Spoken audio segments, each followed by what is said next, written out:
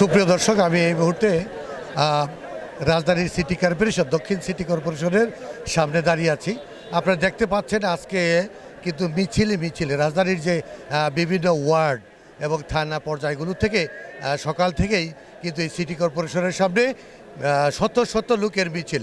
আমি আজকে এখন যেখানে দাঁড়িয়ে আছি আপনারা দেখতে পাচ্ছেন যে এখানে আবার হাজার নেতা কর্মী এমনকি সাধারণ মানুষ এখানে দোকানদার মালিক সমিতি রাজধানীর গুলিস্তানের বিভিন্ন এলাকার লোকজন এসে জড়ো হয়েছেন। তাদের আসলে একটি দাবি যে তারা ইঞ্জিনিয়ার ইশরাক হোসেনকে বৈধ মেয়র হিসেবে যেহেতু ঘোষণা দিয়েছে, তারা ইঞ্জিনিয়ার ইশরাক হোসেনকে মেয়র হিসেবে পেতে চায় এবং তারা তুলে ধরেছেন যে মেয়র থাকা না অবস্থায় 5 আগস্টের পর থেকে রাজধানীর যে বর্জ্য ব্যবস্থাপনা, পয় নিষ্কাশন, বাতি এবং কি যে ঢাকা সিটি কর্পোরেশনের যে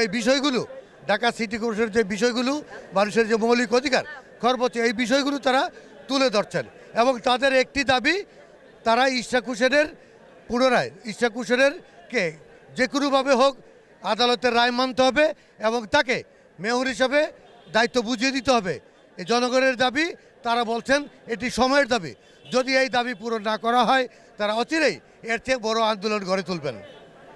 ঢাকা দক্ষিণ সিটি কর্পোরেশনের সামনে থেকে শফিক আহমেদ, চ্যানেল এস, ঢাকা।